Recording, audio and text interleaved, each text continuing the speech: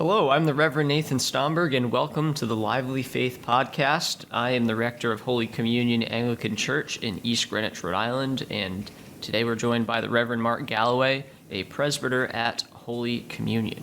So let's get started. We've got a very interesting topic for you today, Mark, and for our listeners. Excited. We're going to be talking in large part about cryptocurrency as well as some concepts around the idea and the temptation of easy money, gambling, lottery. It's going to feel like we're going way out in left field, but Mark, I encourage you just to hang on tight because it's going to come back in and it'll all make sense in the end, hopefully, God willing, as long as we don't make your head blow up or something today. So, cryptocurrency. Here's a question to start us off, Mark. For you, you're going to speak for all baby boomers at large here. Excellent. What do you know about cryptocurrency? What do you think about it? Nothing. Not a thing. No. Nothing at all. I really don't. Other than I've had a few friends that have tangentially talked to me about that they have actually invested in it and bought it, but I really have no working knowledge of it whatsoever.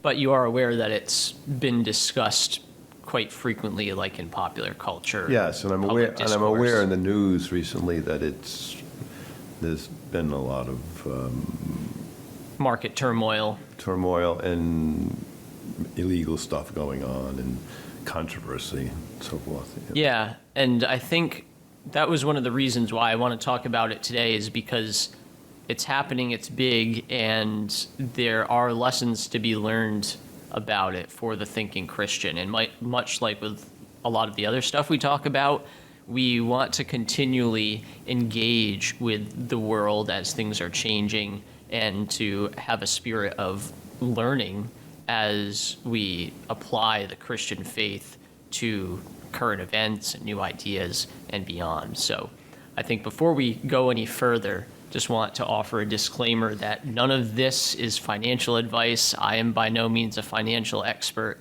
Mark's an expert in a lot of things, but he's not a financial expert either. Definitely not. Contrary to popular belief. So I'm also not a crypto expert. So these are going to be very rudimentary explanations, but I think that'll be helpful for those of us who really don't have too much exposure to what cryptocurrency is. So there are a few things that get thrown around, a few words, a few terms, Mark, that get used, that we will use, that are helpful to define. The first is blockchain. There's a technology called blockchain technology. And this is, if nothing else, take this away as the primary technological development that I think will outlast the idea of crypto or of Bitcoin. So blockchain technology, imagine, Mark, something like a financial spreadsheet. Yep. Doesn't even have to be on the computer, just a written ledger that's used to keep track of the finances for a business. So now take that ledger and imagine it digital. So it exists digitally, it exists on the internet. Is that so far so good? So far, I'm safe. So far, you're safe.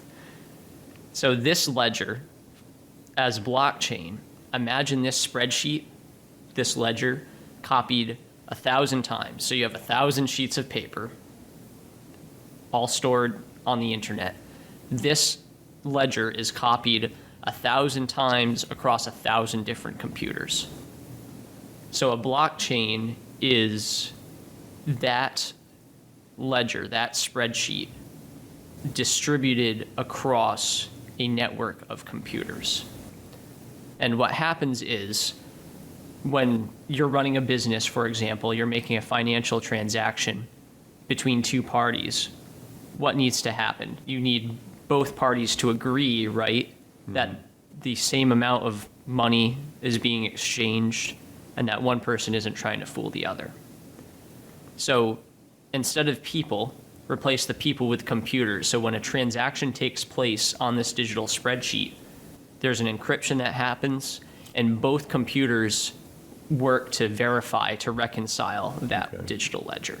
So you basically have, with blockchain technology, a vast network of encryption and digital ledgers that take out the middleman were you to have a bunch of transactions taking place on paper.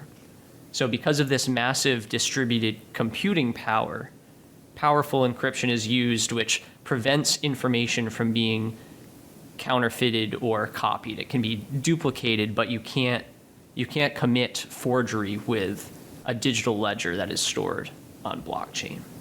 Okay. So far, so good, right? Your head is still I hope screwed so. on. So I looked up online. There are some good, simple definitions of what blockchain technology is. One author, William Mugiar, on a website called The Business Blockchain, defines it this way. So you imagine two entities like banks that need to update their own account balances when money is transferred from one customer to another. So they spend a tremendous amount of time employing people to verify and coordinate and synchronize that transfer of money between one bank to another or from a bank to a business. There's a bunch of people that make sure that the right amount of money gets from point A to point B.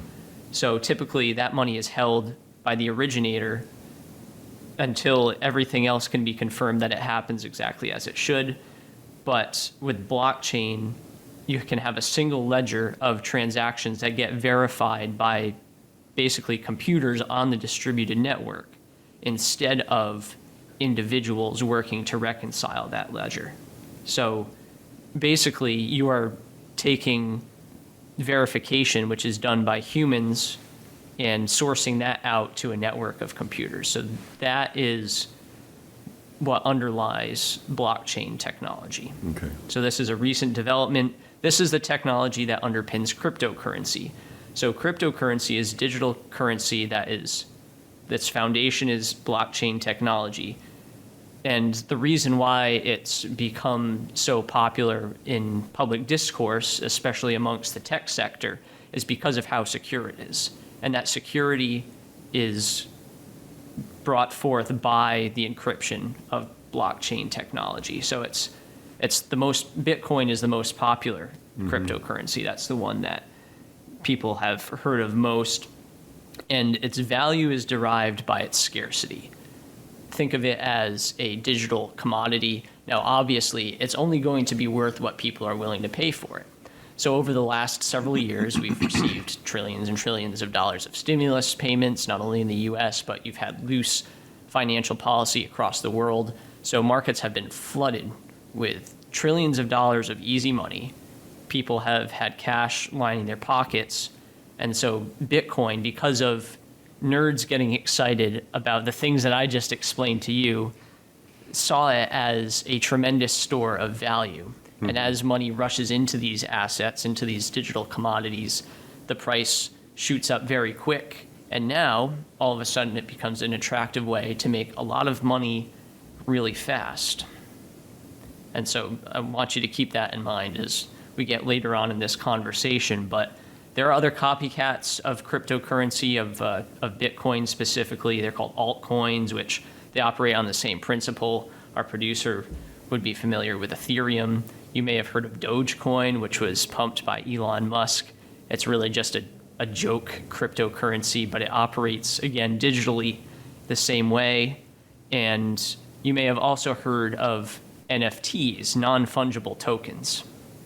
Now I can see your head starting to flow off, but all of this describes a culture of easy money, of experimentation with human funds and with technology that is really nothing new under the sun, a different package of the same old temptation to greed and to very quick monetary gain.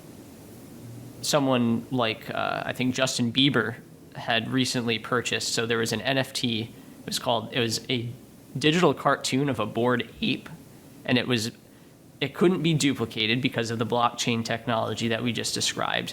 He paid $1.2 million for this digital cartoon, which is basically like, think of him as investing in a piece of artwork, but it's digital. that price has since gone down into like the tens of thousands, like 90 something thousand as of November. So that gives an idea of the volatility of the investments or the speculations that we have been talking about. Are you with me so far? How does this feel? I hope so. You hope so. You hope you're with me. Yes, no, I think I get the gist of it. So with this, you mentioned that recently there has been controversy and fraud around the cryptocurrency industry, and really the fun and games have come to an end, and valuations of crypto have come down very sharply. So again, going back to the temptation of easy money, eventually when you're not making investments, but you are making speculations, someone is going to be left holding the bag. And so what would you say to a Christian who is interested in making such a speculation? You mean ethically? Ethically speaking. Oh, well, I would hope to be a bit more versed than I am currently if I was going to respond to them. But just as a general moral principle is that any movement economically for a believer, that its initial purpose is to really dishonestly gain economic advantage from the downfall of another is immoral. Yeah. And I think one thing that happens, whether it's with cryptocurrency or whether it's even going back to something like land speculation, if you go back centuries, there's always a veneer in front of the actual workings of the exchanges that are going on. So that if you're not thinking about these things critically, then you can be tricked into putting your money into something that you think is a wise investment, or you're not giving consideration to the fact that when the house of cards comes crumbling down, because it's not an investment made in something that provides substantive actual value in the market, then someone's going to be left with nothing at the end of it. And so Christians need to be cognizant of making unwise investments of that nature. So case in point, we just recently witnessed the largest Ponzi scheme in all of American history. So you would be familiar with Bernie Madoff. Yes. And you would also be familiar with the Enron scandal of the 90s. Yes. So to put this into perspective, the guy who oversaw the collapse of Enron, he was called in to clean it up, was also called in to clean up this recent collapsed crypto exchange. And this guy, his name is John J. Ray. He took over as the CEO of this company, FTX. And he said that the collapse of this crypto exchange was bigger than Enron. So he was there in person for both.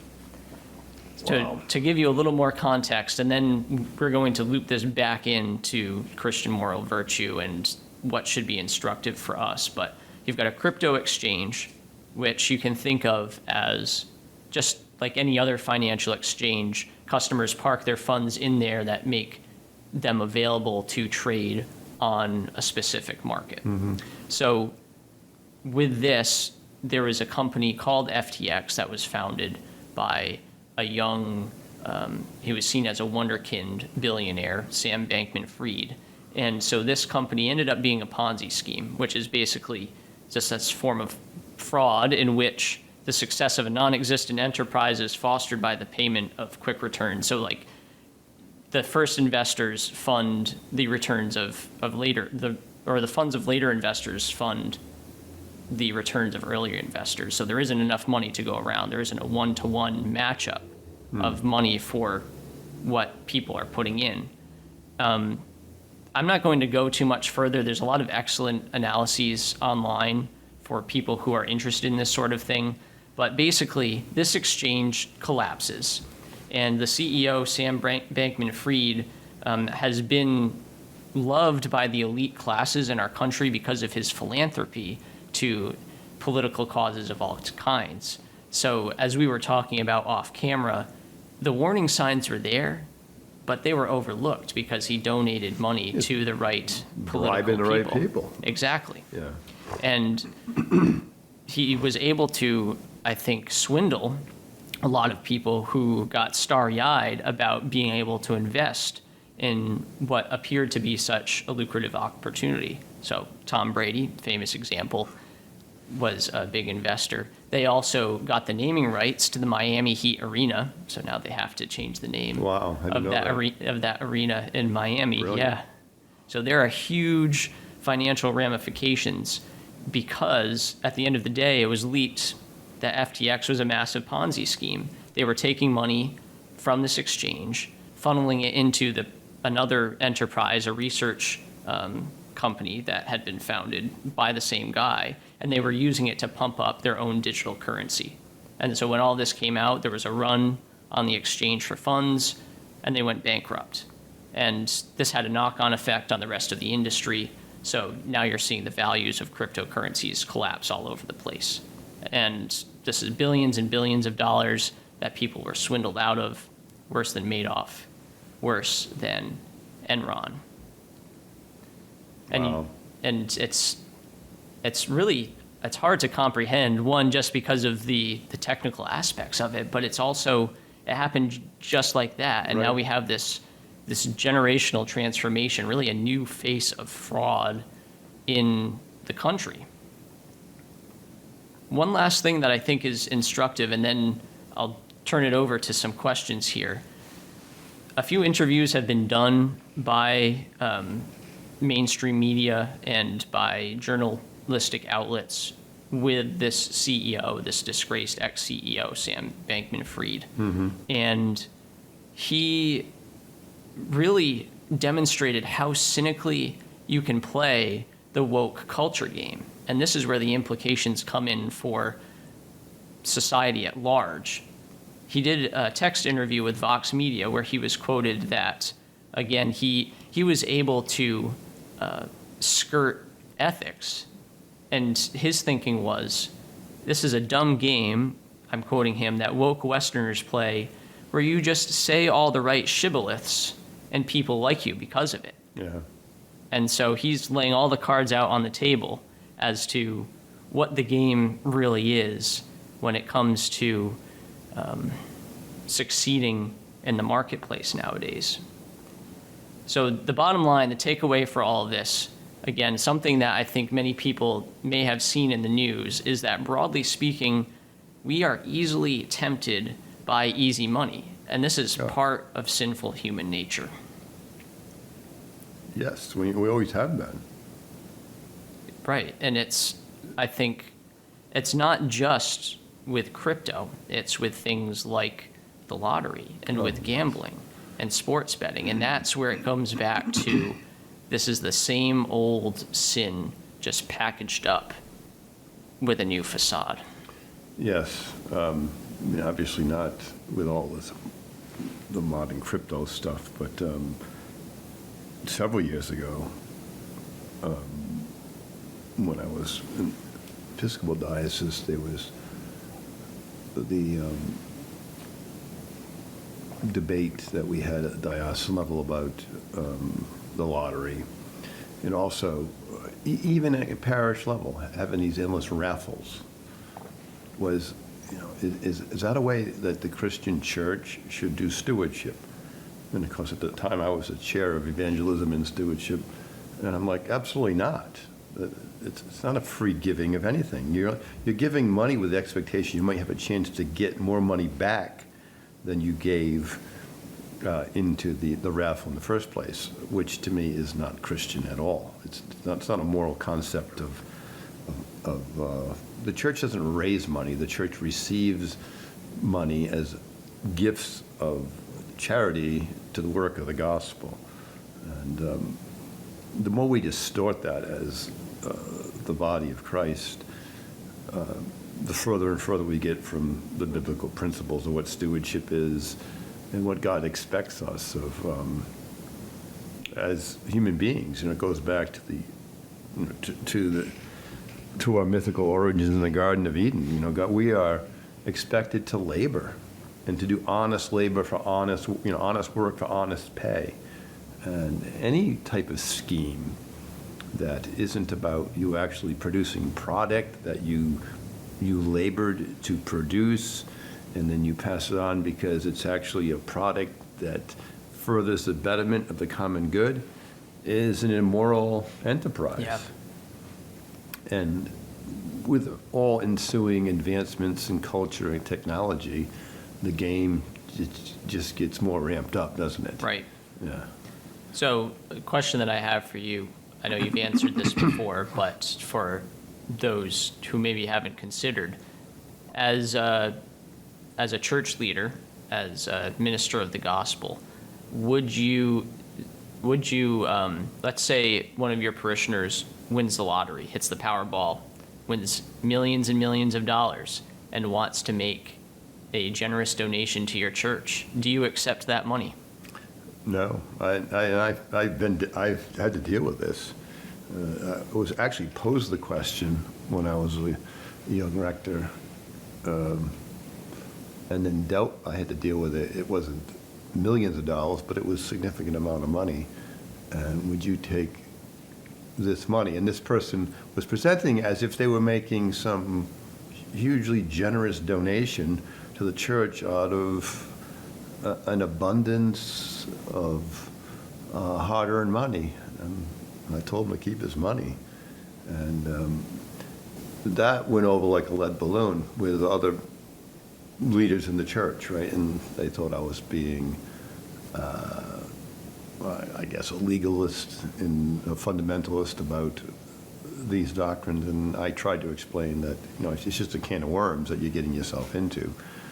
Once you start going on that path, you can justify anything, right? Yeah. Why can't you take money from a drug cartel leader who's sitting in your back pew, coming to Eucharist every week, and you don't really know who he is or where his money comes from, right? And as if God's going to honor that just because it's cash.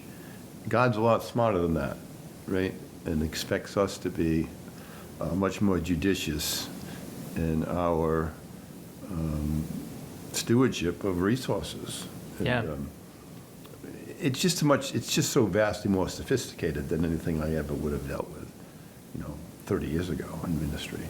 But I'm sure. I mean, what if, you're a rector and somebody made, $50 million on this whole Ponzi scheme, but they're looking for a place to dump it, and they're thinking, I've turned it into cash, I'll get it to the Reverend Stomberg,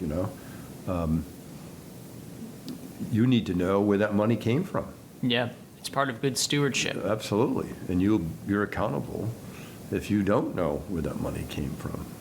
Yes, that's something that people very often don't give thought to, is that we will be held accountable in the final analysis for not only all that we think and that we say, but also the outcomes of our actions.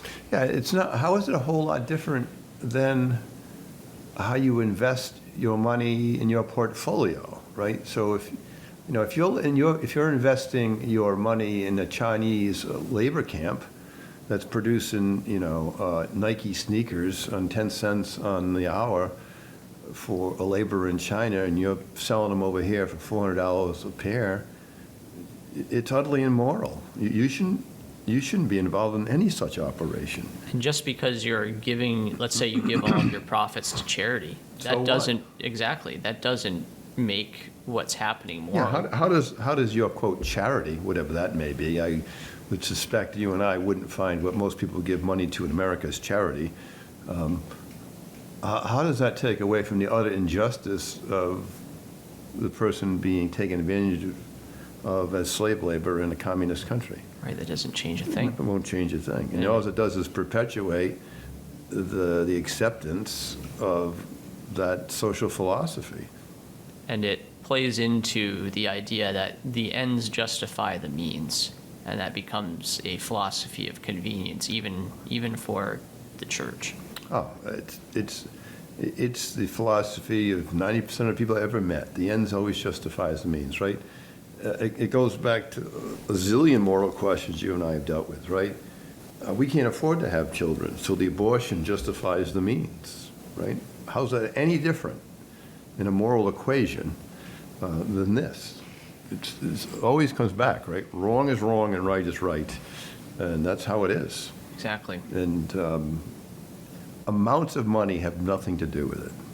Right. And the amounts of money being transferred from what a group of people might think is a charitable cause to disadvantaged people, if it's dishonest mammon, it's dishonest mammon.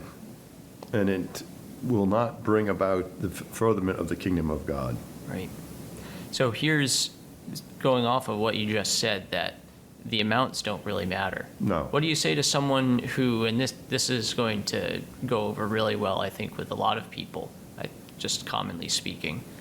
What do you say to someone who just spends a few dollars here or there on the Powerball because, hey, you might hit it rich, and that's the Christians specifically. It's not a lot of money. It's budgeted, so they're not putting themselves at financial risk by doing this recreationally. Yeah, there's non-consensus in the Christian spectrum on something like that. For instance, the Roman Catholic Church does not find the lottery immoral, right? Personally, I do. I've never bought a lottery ticket in my whole life, and I think anybody who buys lottery tickets is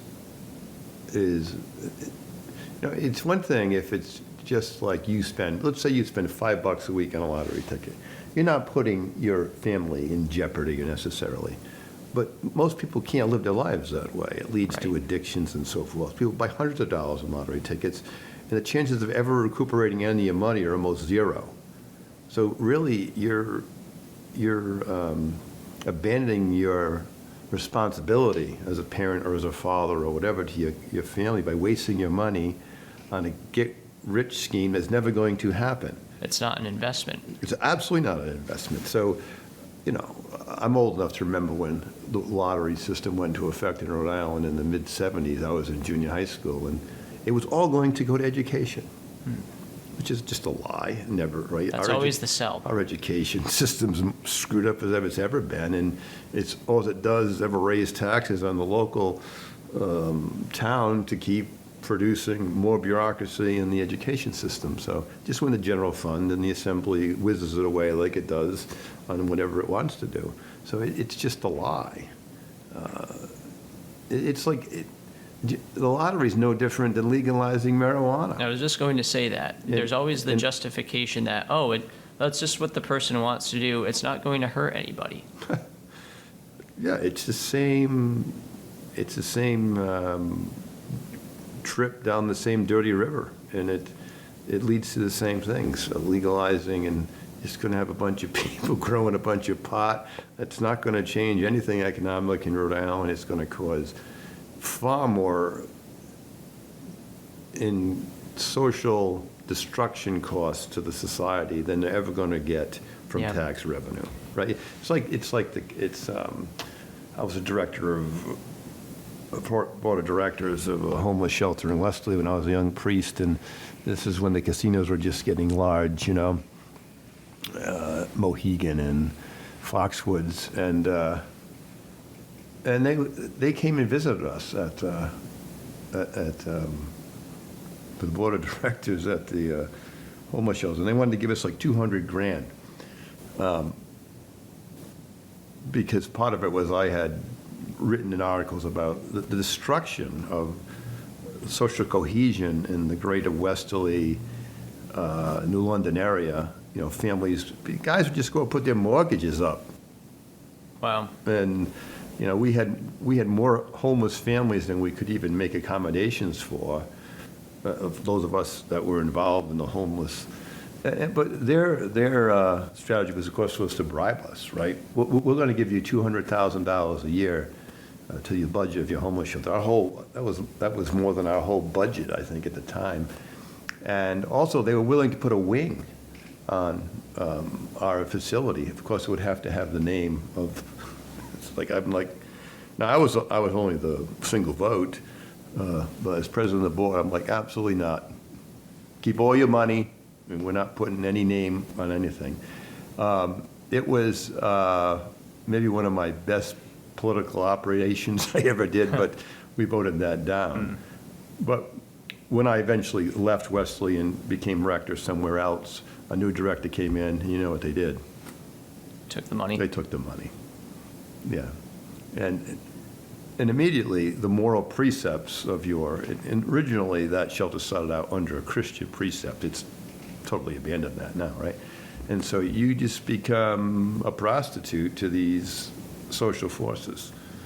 And they're never ending. No, they're not.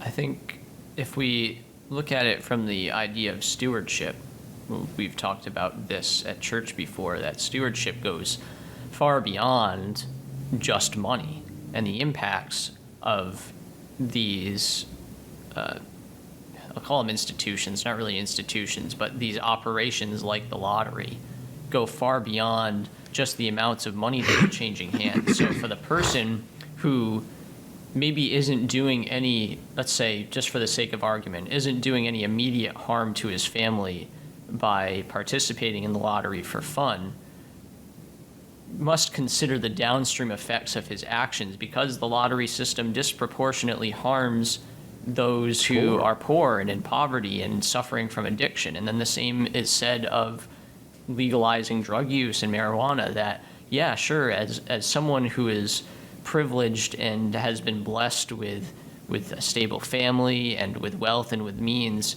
maybe you can escape the more deleterious effects of this, but you're perpetuating an industry that preys upon the most vulnerable among us. Absolutely. The lottery, like you know, I came to Tuxet Valley in the early 2000s.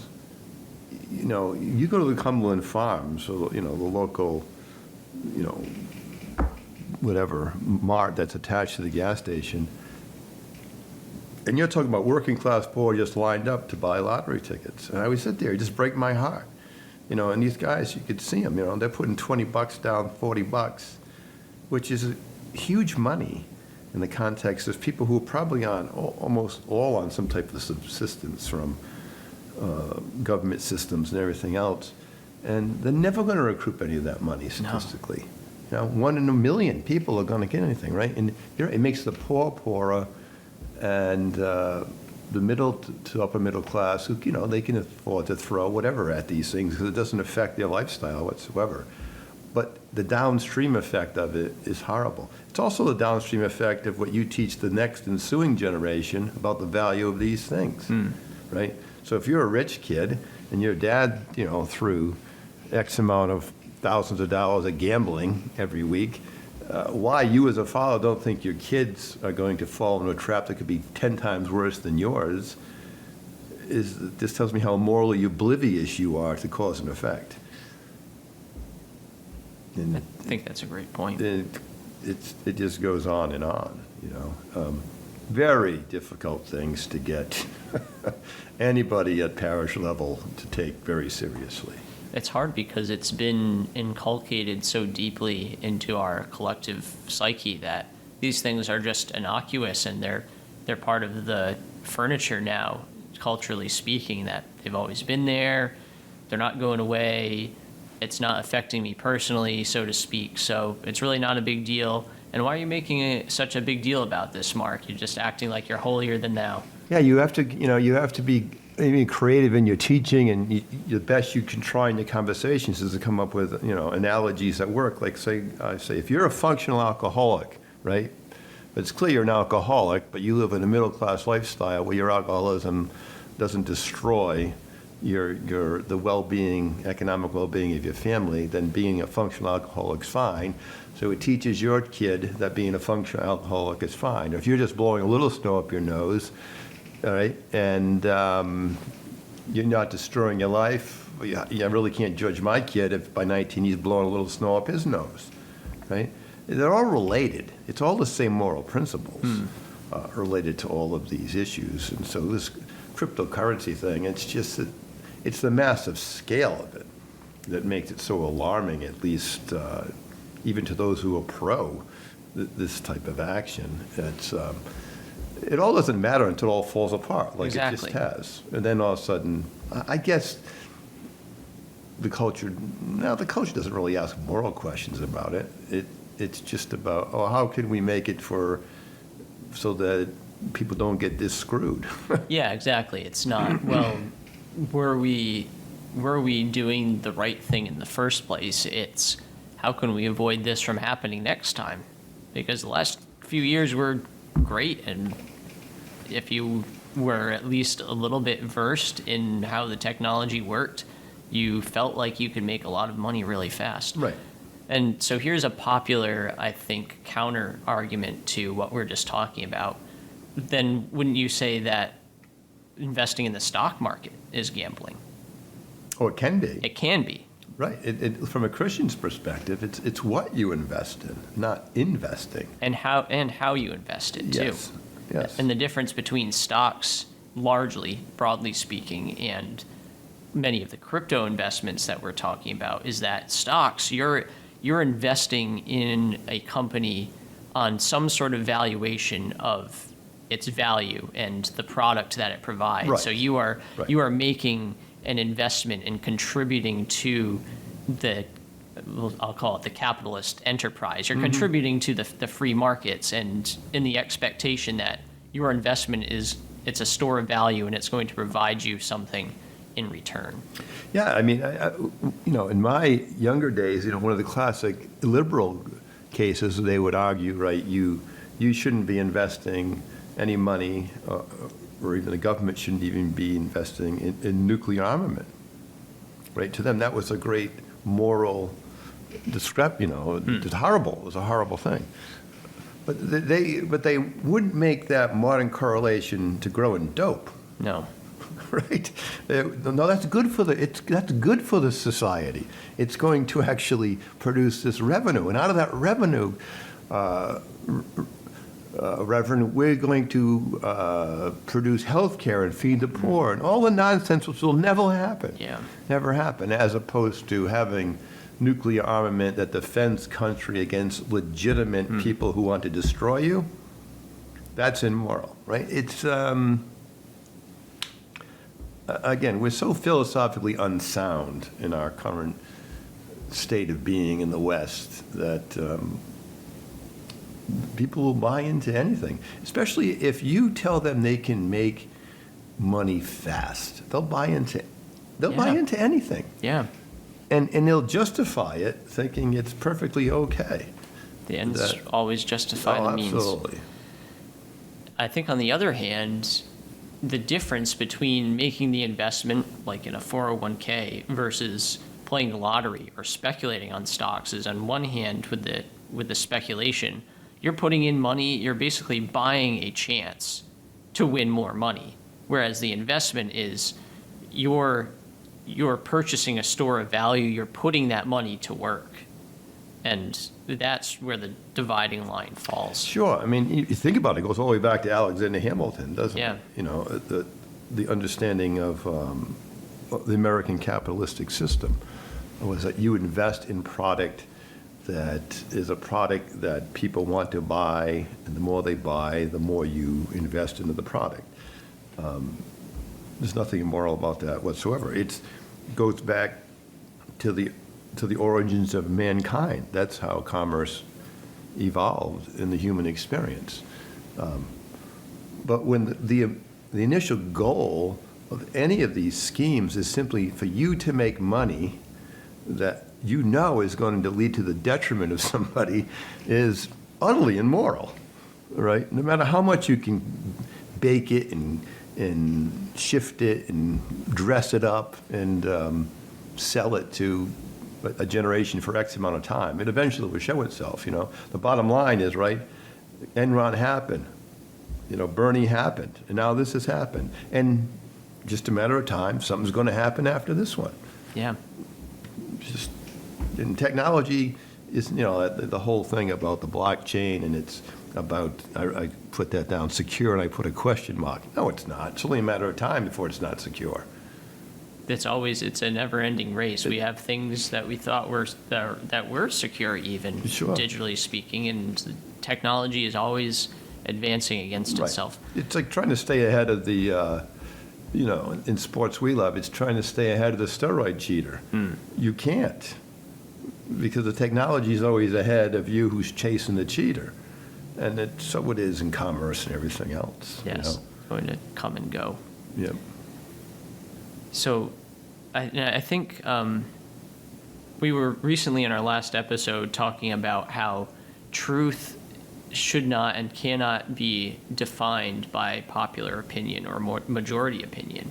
And I think that idea is also what has brought us to the topics that we're talking about today, with the widespread uptake of gambling, with the legalization of drug use and marijuana, where on the one hand, you're making a lot of money, it must be good, and the majority of people support it, so therefore it must be good and probably not harmful to the majority of people.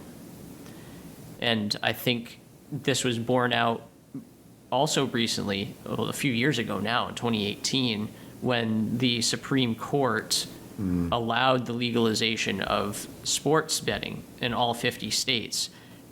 And there are a few really interesting statistics about this. They're really sobering and eye-opening about what we've done since that 2018 legalization. So In 4 years.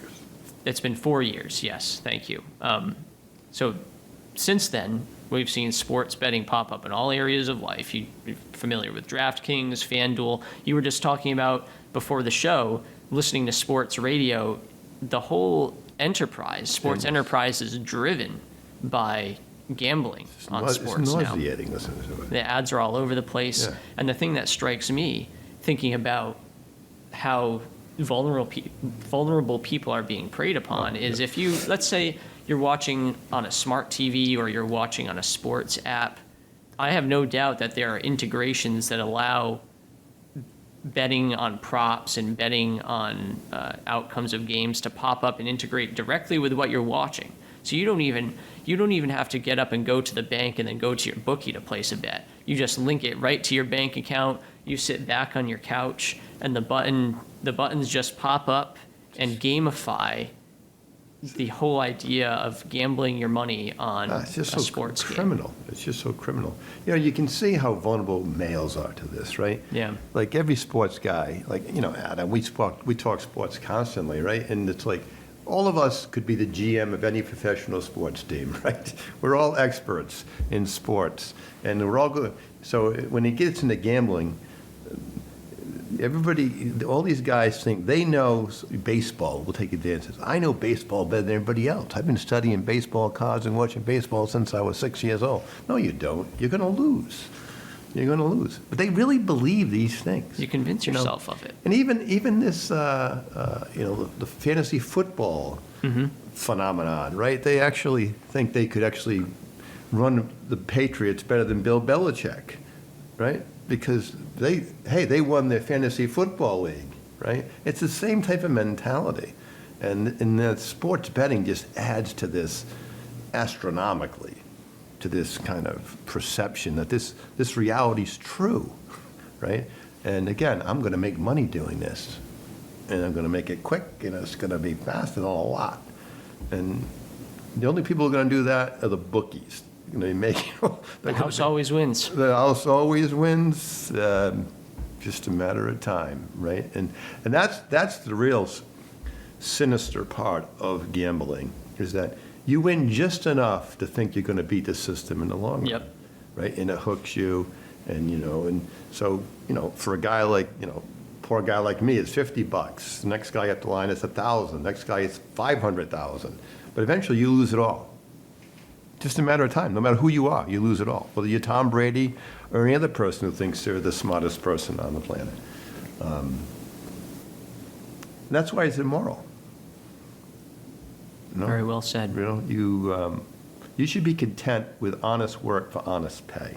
Yeah. That's what we should be content with in this life. And people simply aren't, right? And you go back to the trillions of dollars that were pumped into the system, which helped lead to the whole cryptocurrency phenomenon, and then its crash, and then all the greed that goes into it. You know, you got governments pumping trillions of dollars into the world's economy that nobody earned, No. right? So you teach people, both consciously and unconsciously, that that's the right way to go about living life, is for governments just to keep printing money to give to you for doing nothing. Yeah, I'm reminded of two Bible verses over the course of this conversation. The first is Proverbs 13:11, which says, "Wealth gained hastily will dwindle, but whoever gathers little by little will increase it." Yeah, think how simple that precept is. It's right. That's how you go about life. Yeah, you know? it's the deepest truths are often almost always the simplest. Oh, absolutely. And that's the case with that. It is definitely proverbial, what was you just quoted. And who's got the patience to do that in this culture? Oh, gosh, no one. I struggle with that too. We all do. Right. It's like piece by piece, little Yeah, by no. little. Only buy what you can afford. I remember when I was a young priest, a couple came to me. So this is almost 30 years ago. And of course, they were living together and all the other things that come with the challenges. And but they hadn't even been married yet, and they had $30,000 on credit cards.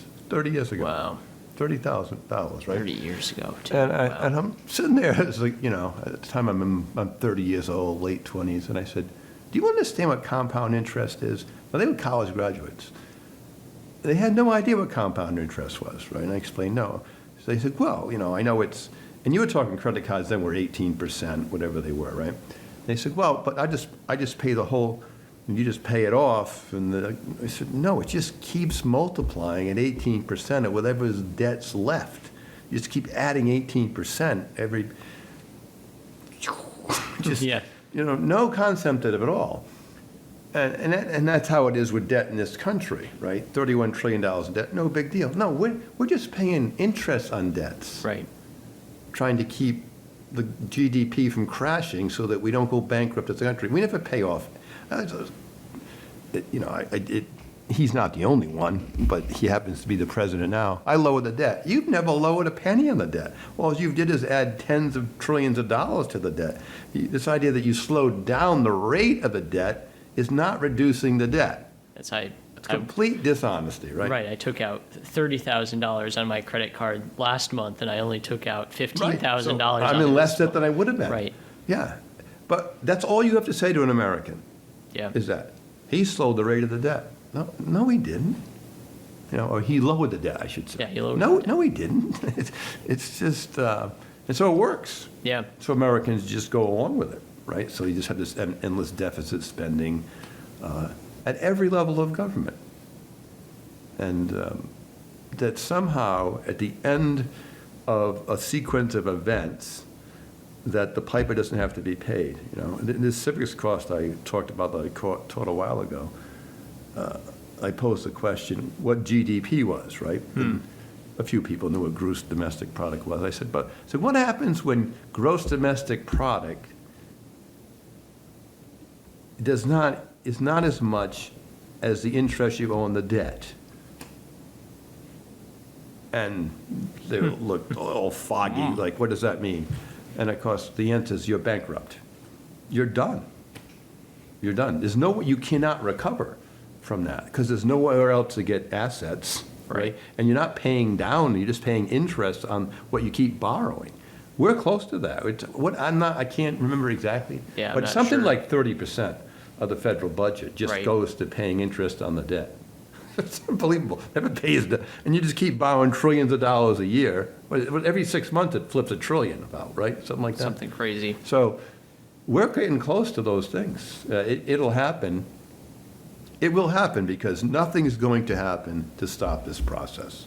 Right. There's going to be no Right. corrective until So austerity. measures are eventually needed. there will be this massive, and probably in my lifetime, right? It'll be a worldwide crisis, like make depression look Yeah, like child's play. almost certainly. And it's like Churchill in the wilderness in the 20s. You know, you're going, bad idea, this is a bad idea, Nazis, Germany's rearming, bad idea. Ah, no, it's great, the 20s are awesome. We're singing these songs, and that's what it's like today if you're a voice saying these things. And I'm not sure if there's any of them. There's a few of them, guys like Rand Paul's a guy like that, but there's precious few in the government that even begins to address it. And they're all related, everything, this cryptocurrency to all of this quick, rich scheme stuff it's all related to how we operate economically in this country. That philosophy, pointing back to that verse from Proverbs, that we want to get rich quick, we want wealth gained hastily, is part of our challenge as Christians, especially in ministry, to promote a positive vision of the Christian life and Christian moral virtue. This idea that our competition is, it's my money, I need it now, get rich quick, or socially speaking, we want change, we want it now, we're going to have social revolution, we're going to make it happen. And on the other hand, to paraphrase from Jordan Peterson, the countervailing argument is something to the effect of, we want incremental, reasonable change in due time. Yes. And how do you make that attractive? And obviously that's very much unappealing when it's divorced from the Christian worldview, which comes with it the idea that our reward is not of this world. It's not going to come to us in this life. It's beyond. Well, the American veil. The American experience with its greatest sin and its greatest social issue, slavery, was dealt this way, right? We're going to kick the can on slavery because it's eventually just going to go away by natural processes of the capitalistic system. It's just going to go away because it's not going to be feasible. Well, the problem is Eli Whitney invented the cotton gin, right? So that, and the bottom line, slavery was not going to go away unless what happened. Right. It took a war to end slavery. And it's going to take a social civil war to end these practices in this country, which I just simply don't believe will happen. No, that definitely won't happen. There's not going to be any sort of major moral corrective. Pushback. No. There's no voice. Not the ultimate sin, I think, for us sitting here as ecclesiastics is it's not even going to come to the church. No, and that is a great transition into something else that I wanted to look at here. To put into context, I think, first, that we legalized sports betting 4 years ago. Since that time, Americans have spent more than $125 billion on legal gambling outlets since that Supreme Court ruling. And to put that number into context, $125 billion is a bit more than the amount that was spent on pet food supplies and veterinary care in the entire country for that year. It was also more than the net income for all of America's farmers that year. That was staggering. Spent on sports betting. First thing that struck me when you said that, like pets and pet food, all that stuff, right?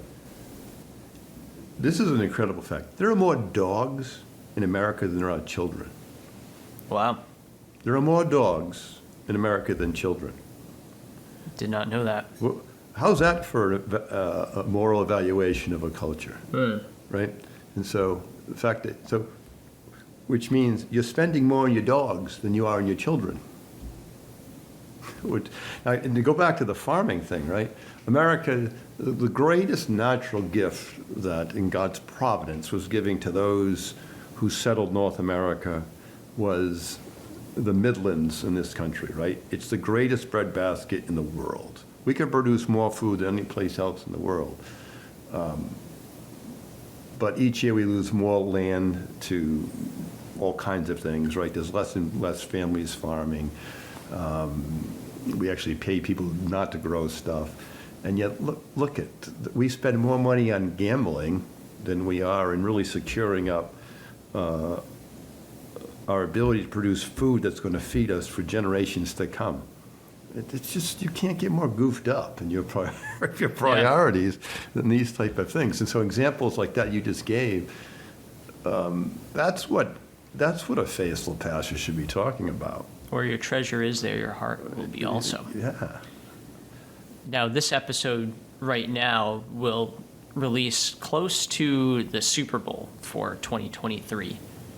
To give it some additional context, that high holy day. The highest holy day in American culture. Last year's Super Bowl. You didn't even genuflect when you said that. No, I'm something of a heretic in that regard. Last year's Super Bowl, it was estimated that a record 7.61 billion with a B was bet by Americans on that one single game. Oh my gosh.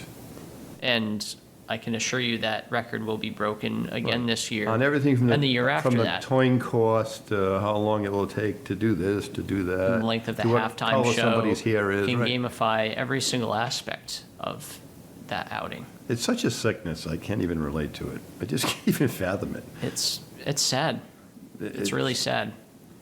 But I think you alluded to this before. Christians are complicit in this in large regard, especially American Christians. We've looked at a lot of surveys here.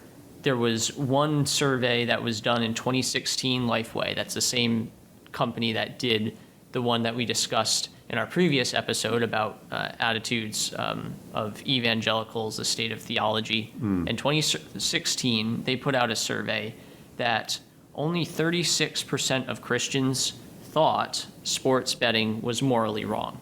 So only about 1 in 3 Christians. That doesn't surprise me at all. No. And pastors, the encouragement, again, this was 6 years ago, pastors had more reservations with a majority telling Lifeway that betting on sports was morally wrong, and 3/4 believed it shouldn't be legal, which it shouldn't be legal. So there was more reservations to be found with the pastors, but that percentage has surely shrunk since then. And once you 60%. once you get under 42, the age striations of pastors changes how you respond to that It'll question. radically shift, right? It's become more and more It'll be normalized. under half by whatever, a decade or something. Yeah. And if it's how does a pastor differentiate between sports betting and any other type of betting? Right, where do you draw that line? Why is no sports betting idea. okay versus betting at a casino okay? I mean, it goes, it so goes. I was talking to this professor that works at a college here that makes a lot of money on basketball in this state, hockey and basketball. But the way college students are now used by advertisers to make money, and all of this stuff. And he asked me, he knew I was a Division I athlete, and he's like, what do you think? I go, I think it's disgusting. The whole system's disgusting. You already get a free education, right? But now you can stick logos all over yourself and get money. I go, but what's even more unfair about it is that it only caters to really 2 sports, generally, basketball and baseball. I said, so if you're a Division I athlete and you're on the basketball team, you're not going to make all Big East, you're not going to make anything, but they're going to stick a logo on you and give you $20,000 a year. I said, but you could be an All-American lacrosse player, certainly a track athlete. Nobody's going to give you a penny. No. So why are you more deserving than a premier athlete, another sport, a person who's far more of a premier athlete than you? Right? It's not about the well-being of college athletes. It's about money. Money, money, money, money, money, money, money. That's all it's about, money, right? Always and forever. And even in college football and basketball, not even 1% of any of those guys are going to play professionally. It's infinitesimally right, small. and so the money they got, right, they'll drink away and party away or whatever while they're in college for a few years. It'll be pittance compared to the rest of their life. And what has that taught them? What does it do? How does it better the whole education system? It makes it worse, right? It makes it just what it is, this cesspool that education is becoming. It's just endless adding to it, you know. It's I mentioned to you, you and your brother, I talked sports, but just on principle, I haven't watched 1 minute of the NFL, the NBA, or Major League Baseball for 3 years, with its whole movement towards its political correct stance on everything, advertising and on the field, on the basketball court. I wouldn't give you 1 cent of my money. Not 1 penny. I'm not going to buy 1 ticket. I'm not going to go watch you. I'm not going to aid and abet any of that. And I love sports, but I'm not doing it, you know? And again, it doesn't affect. People can't correlate their faith to that you are aiding and abetting this stuff by spending your money on entertainment that does these things. It's a common theme of everything that we've been talking about, that you can never divorce what you're doing, what is happening in the larger culture from the moral element. There are moral elements to everything that happens in the economy and in entertainment, and Christians need to be discerning about that. 1, by listening to their conscience, and then 2, examining what the downstream effects are of what they're doing. And certainly when it comes to watching sports, that's something to a different degree than participating directly in, say, the lottery or legal recreational drugs, for example. So I think it's important to make that distinction, but we still need to keep our consciences clear, and we shouldn't feel an obligation to support an enterprise that is openly hostile to your Christian values. Yeah, I mean, the last holdout for me, and I've already said, you know, like the NHL, these are the most masculine men, right? Hockey. The guy who goes to a hockey game, almost even in the Sun Belt, these are they're pretty much blue collar guys who like to bang against each other. Hockey is a fast sport and its whole origin, right?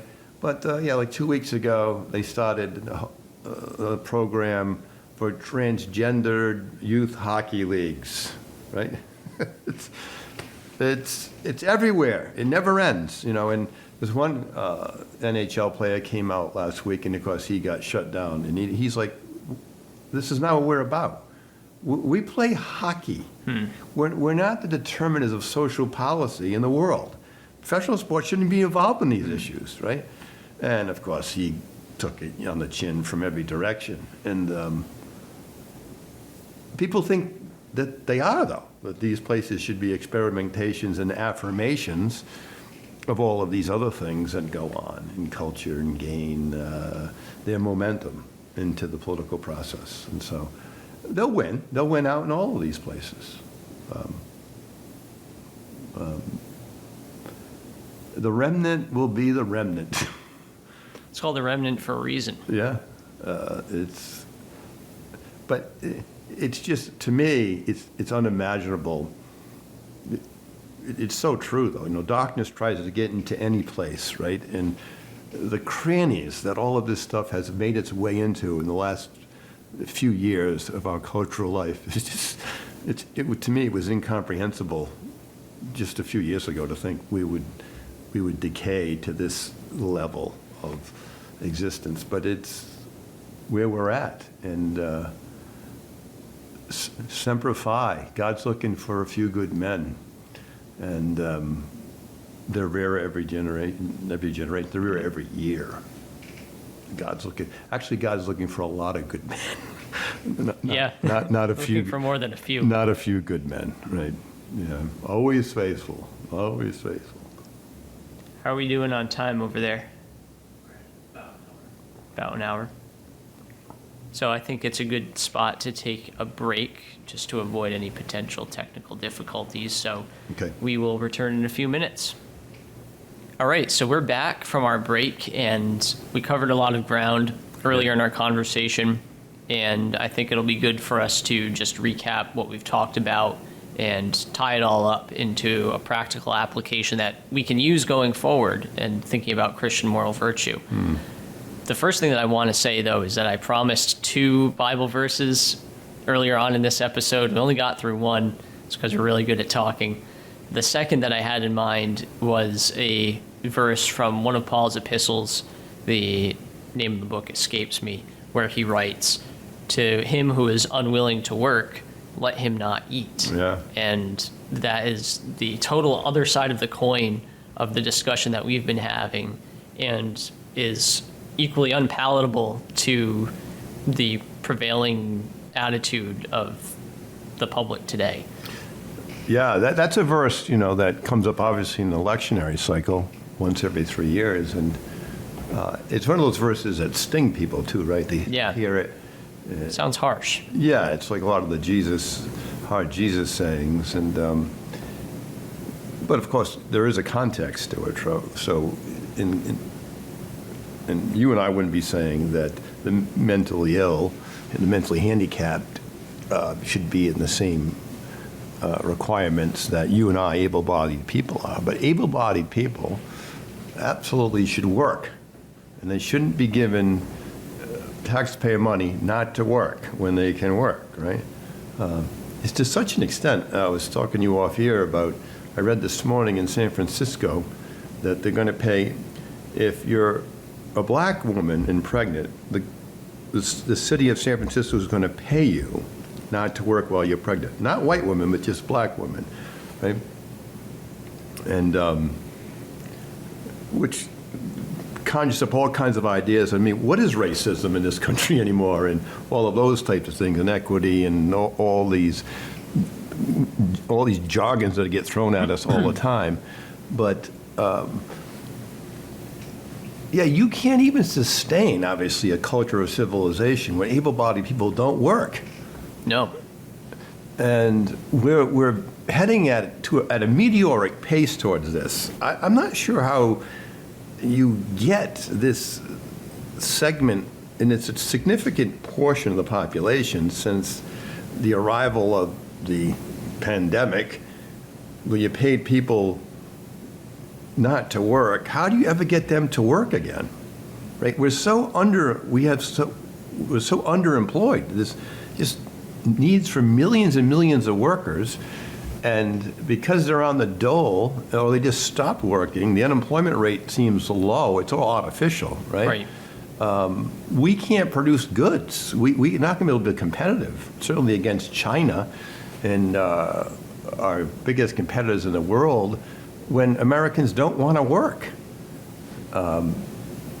It's immoral, right? You shouldn't get things for nothing, for doing nothing. And of course what happens is, as we know in the system, it just becomes generational. Yeah. And it's a tool by certain segments of the political establishment to keep certain people enslaved to a system. And it's horrific what it's done to people, right?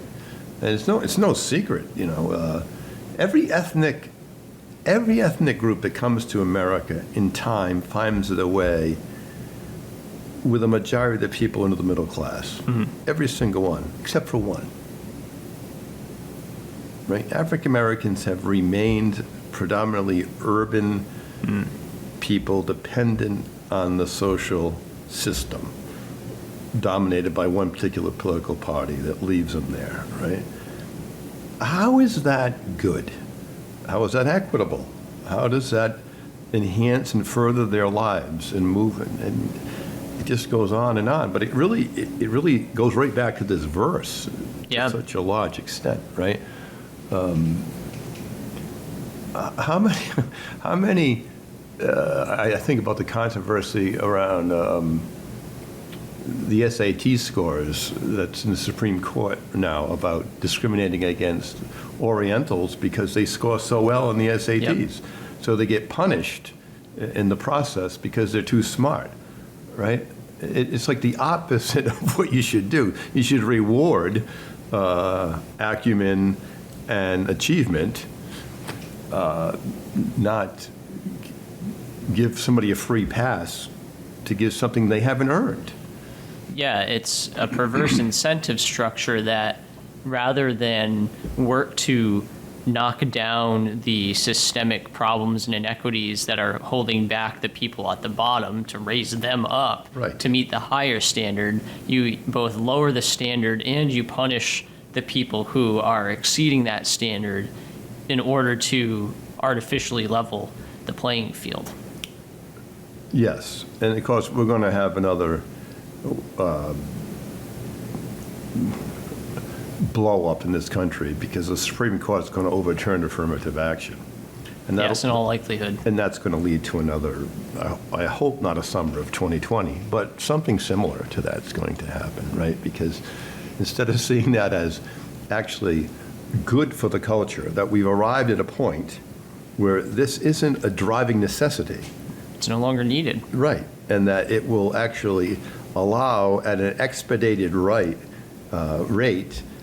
those people of minority to actually move further into the system, as opposed to being held back by a system that wants them to be unspokenly held in the position they're in. It's messed up. It's messed up. And there's always that lack of courageous voices to say why it's wrong and why we need to move forward, truly forward. Yeah. In social policy that brings about equity that leads to the common good of the most possible people in the country. And that's just not the motivation of politicians. It's not there. It's not. It's not their motivation. Their motivation is just to get reelected and contain power, right? But it's not really for the common good. On any plethora of issues we're going to talk about today and for the next, until this show's shot. Yeah. Right? Yeah.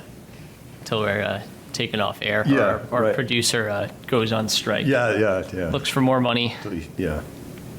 So we've talked about perverse incentive structures. We've talked about easy money. We've talked about gambling and the lottery and recreational drug use. All of these things that are wrapped up into this idea that I think, one, as long as it doesn't hurt me, it's okay. As long as the majority opinion goes along with it, it's okay. Really, at the end of the day, the ends justify the means.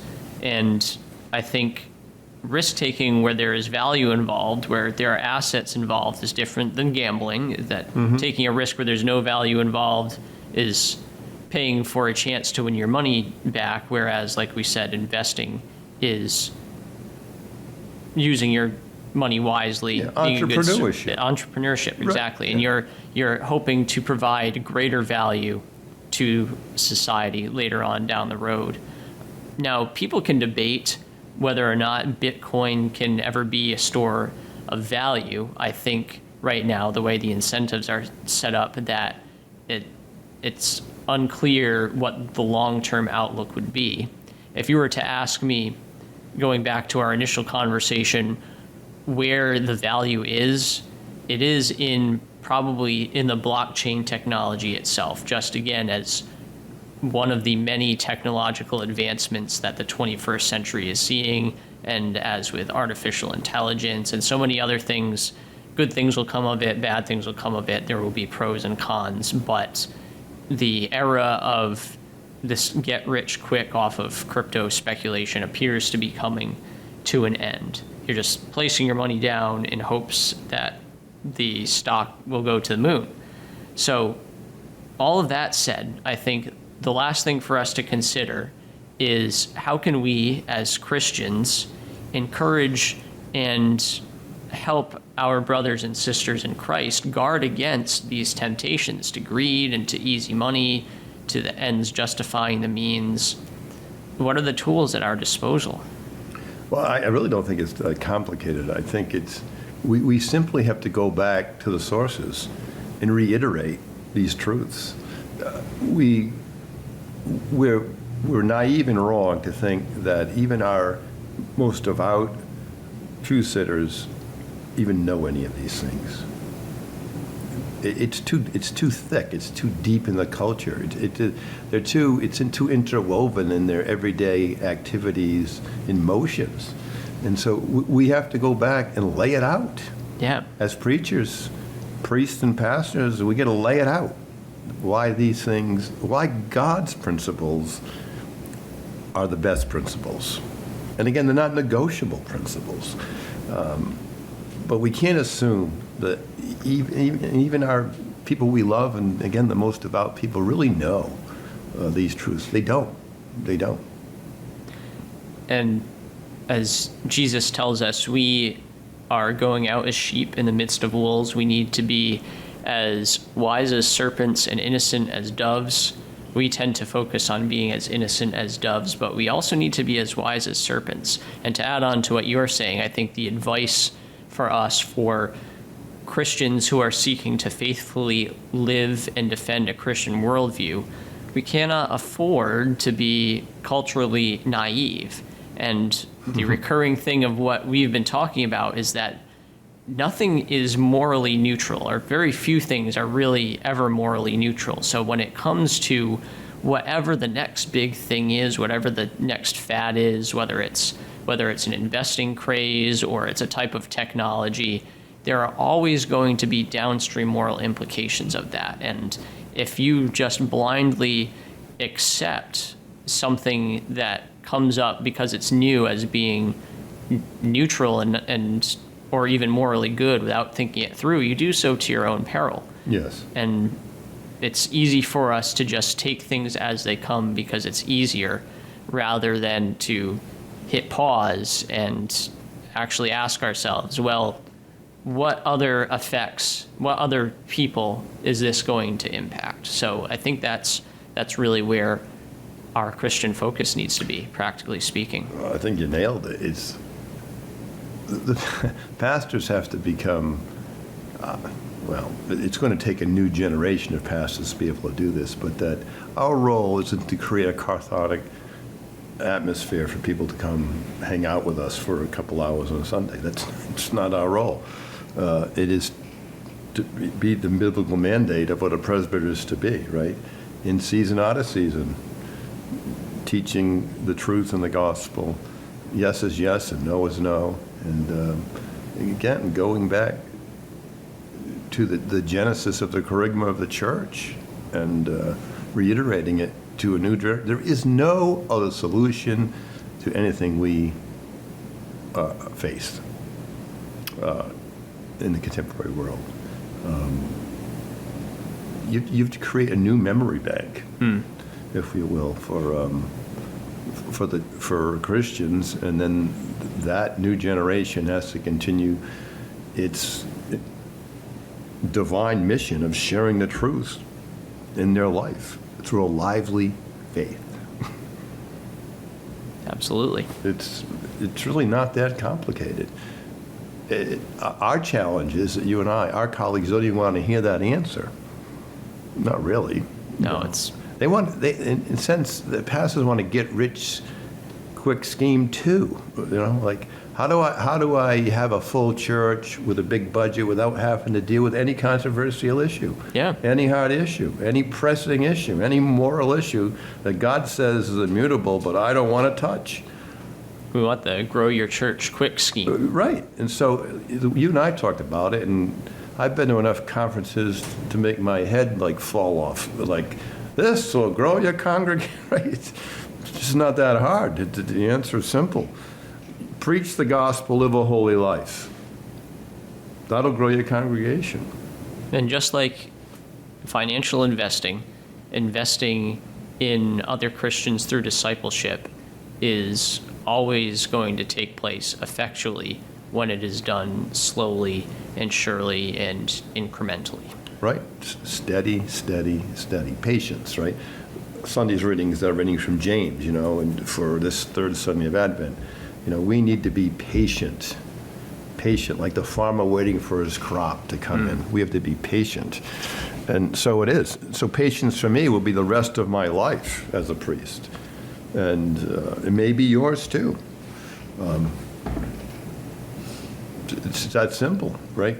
God's in charge. You and I can't change God's will one iota, right? We only can cooperate with it. And we should be cooperating with it in joy and anticipation that, he who began this good work is going to bring it to completion in us. So, wow, that's pretty cool. He can even use guys like us.